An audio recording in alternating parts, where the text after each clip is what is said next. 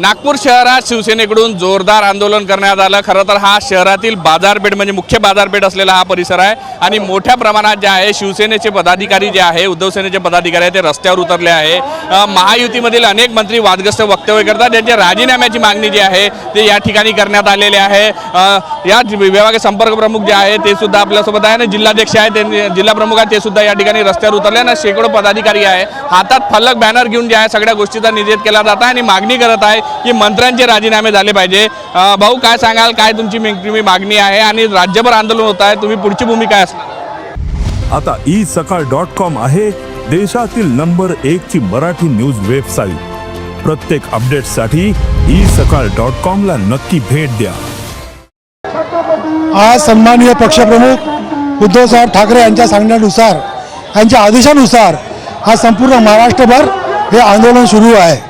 कलंकित मंत्र्याचे आणि भ्रष्ट मंत्र्याचे राजीनामे आम्ही मागत आहोत। आज नागपूर शहर शिवसेनेतर्फे जिल्हाप्रमुख किशोरजी कुमेरियासुद्धा हे उपस्थित आहेत।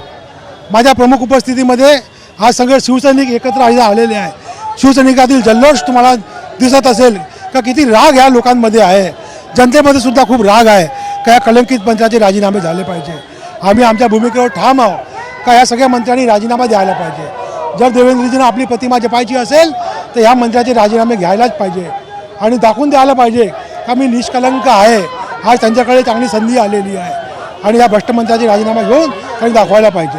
राजीनामे घेतले पाहिजे अशी मागणी आहे। फलक हातात घेऊन तुम्ही आंदोलन केलेलं आहे। वास्तविक या सरकारच्या मुख्यमंत्र्यांनी जे कलंकित आणि भ्रष्टाचारी आहेत त्यांचा राजीनामा घ्यायला पाहिजे होता, पण ते नैतिक जबाबदारी म्हणून राजीनामा घेत नाही आहे आणि सगळं गोलमाल असा कारभार या संपूर्ण सरकारमध्ये चालू आहे आणि म्हणून जनतेमध्ये अतिशय रोष आहे। जनतेच्या वतीने आणि शिवसेनेच्या वतीने आम्ही त्यांचा राजीनामा घ्यायलाच पाहिजे या मागणीसाठी या ठिकाणी संपूर्ण लोक एकत्र झाले। काय भूमिका?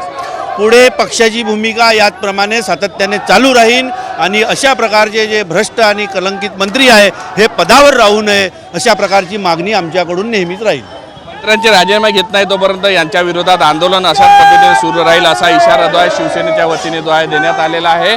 जोरदार घोषाबाजी जे आहे सध्या चितारवडी भाग असलेल्या परिसरामध्ये गांधी पुतळ्याचा आपल्याला पाहायला मिळत आहे आणि जे आहे या सगळ्या राजीनामे घेपर्यंत हे आंदोलन असं सुरू आहे असाही त्यांचा ठाम विश्वास आहे। व्हिडिओ जर्नलिस्ट सौरभ बोलेसह पराग डोबळे, साम टीव्ही न्यूज, नागपूर।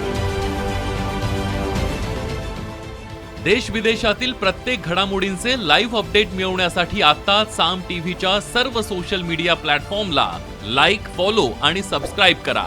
तसंच सर्व नोटिफिकेशनसाठी बेल आयकॉन प्रेस करायला विसरू नका।